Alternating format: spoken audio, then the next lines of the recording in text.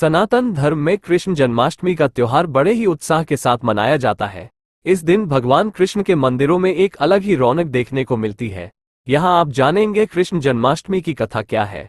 श्री कृष्ण जन्माष्टमी कथा। हर साल भादो मास में कृष्ण जन्माष्टमी का त्योहार मनाया जाता है, जो इस साल 26 अगस्त को मनाया जा रहा है।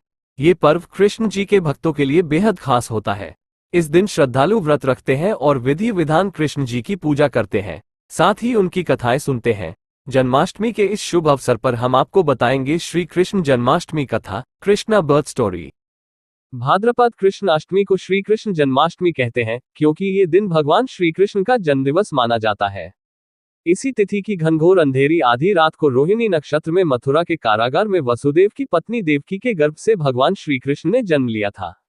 ये तिथि उसी शुभ घड़ी की याद दिलाती है और सारे देश में बड़ी धूमधाम से मनाई जाती है। जन्माष्टमी के दिन भगवान श्री कृष्ण की जन्म संबंधी कथा भी सुनते सुनाते हैं, जो इस प्रकार है। द्वापर युग में भोजवंशी राजा उग्रसेन मथुरा में राज्य करता था।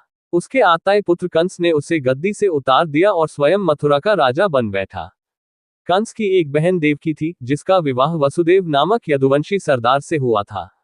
एक समय कंस अपनी बहन देवकी को उसकी ससुराल पहुंचाने जा रहा था।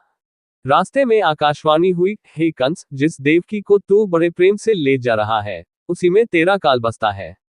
इसी के गर्भ से उत्पन्न 8वां बालक तेरा वध करेगा। ये सुनकर कंस वसुदेव को मारने के लिए उद्यत हुआ। तब देवकी ने उससे विनयपूर्वक कहा, मेरे गर्भ से जो संतान होगी, उसे मैं तुम्हारे सामने ला दूंगी। बहनोई को मारने से क्या लाभ है। कंस ने देवकी की बात मान ली और मथुरा वापस चला आया। उसने वसुदेव और देवकी को कारागृह में डाल दिया। वसुदेव देवकी के एक एक करके 7 बच्चे हुए और 7 को जन्म लेते ही कंस ने मार डाला। अब 8वां बच्चा होने वाला था। कारागार में उन पर कड़े पहरे बैठा दिए गए। उसी समय नंद की पत्नी यशोदा को भी बच्चा होने वाला था। उन्होंने वसुदेव देवकी के दुखी जीवन को देख 8वें बच्चे की रक्षा का उपाय रचा।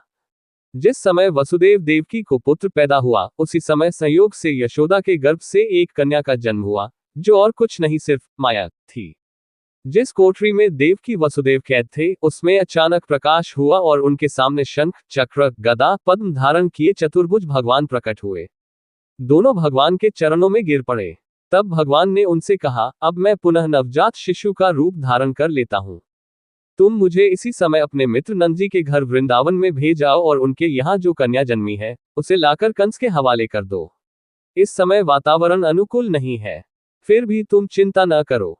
जागते हुए पहरेदार सो जाएंगे, कारागृह के फाटक अपने आप खुल जाएंगे और उफनती अथाह यमुना तुमको पार जाने का मार्ग दे देगी। उसी समय वसुदेव नवजात शिशु रूप श्री कृष्ण को सूप में रखकर कारागृह से निकल पड़े और अथाह यमुना को पार कर नंद जी के घर पहुंचे। वहां उन्होंने नवजात शिशु को यशोदा के साथ सुला दिया और कन्या को लेकर मथुरा आ गए। कारागृह के फाटक पूर्ववत बंद हो गए। अब कंस को सूचना मिली कि वसुदेव देवकी को बच्चा पैदा हुआ है। उसने बंदीगृह में जाकर देवकी के हाथ से नवजात कन्या को छीनकर पृथ्वी पर पटक देना चाहा, परंतु वह कन्या आकाश में उड़ गई और वहां से कहा, अरे मूर्ख, मुझे मारने से क्या होगा। तुझे मारने वाला तो वृंदावन में जा पहुंचा है। वह जल्द ही तुझे तेरे पापों का दंड देगा। ये है कृष्ण जन्म की कथा।